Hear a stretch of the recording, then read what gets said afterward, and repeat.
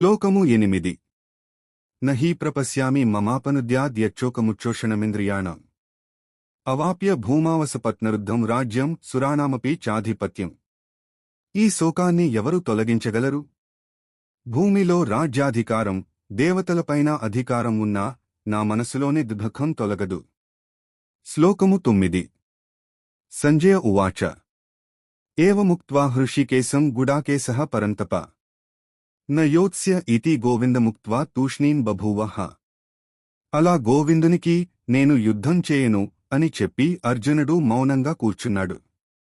శ్లోకము 10 తమువాచ హృషికేశః ప్రహసన్నివ భారత సేనయోరుభయోర్మధ్యే విషీదంతమిదం వచః.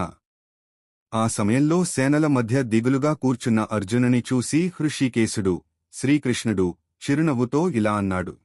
శ్లోకము 11 శ్రీభగవానువాచ అశోచ్యాననవశోచస్త్వం ప్రజ్ఞావాదాంశ్చ భాష్యసే గతాసూనగతాసూంశ్చ నానుశోచంతి పండితాః. శ్రీకృష్ణుడు అన్నాడు, నీవు బాధపడకూడని విషయాల గురించి దుఃఖిస్తున్నావు, కాని పండితులు జీవించేవారి గురించి, చనిపోయినవారి గురించి దుఃఖించరు. శ్లోకము 12 నత్వేవాహం జాతు నాసం నత్వం నేమే జనాధిపాః నచేవ న భవిష్యామః సర్వే వయమతః పరం. నేను, నీవు, ఈ రాజులు ఎవరూ ఎప్పుడూ లేమని లేము, భవిష్యత్తులో కూడా మనం ఉండకపోవం కాదు, మనం ఎప్పటికీ ఉన్నవారమే. శ్లోకము 13 దేహినోస్మిన్ యథా దేహే కౌమారం యౌవనం జరా తథా దేహాంతర ప్రాప్తిర్ధీరస్తత్ర న ముహ్యతి. దేహంలో బాల్యం, యౌవనం, వృద్ధాప్యం ఎలా వస్తాయో అలాగే ఆత్మ కొత్త దేహం పొందుతుంది. ధీరుడు దీనిలో మోహపడడు.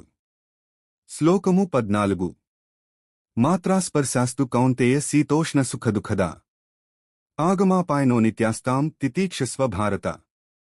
ఇంద్రియస్పర్శల వల్లే శీతం, ఉష్ణం, సుఖం, దుఃఖం వస్తాయి. అవి తాత్కాలికమైనవి, వాటిని సహనంతో భరించు ఓ భారత. శ్లోకము 15 యం హీ న వ్యథయంత్యేతే పురుషం పురుషర్షభ సమదుఃఖ సుఖం ధీరం సోమృతత్వాయ కల్పతే. సుఖదుఃఖాలు ఎవరిలో ప్రభావం చూపవో ఆ ధీరుడు అమృతత్వానికి, మోక్షానికి అర్హుడు అవుతాడు.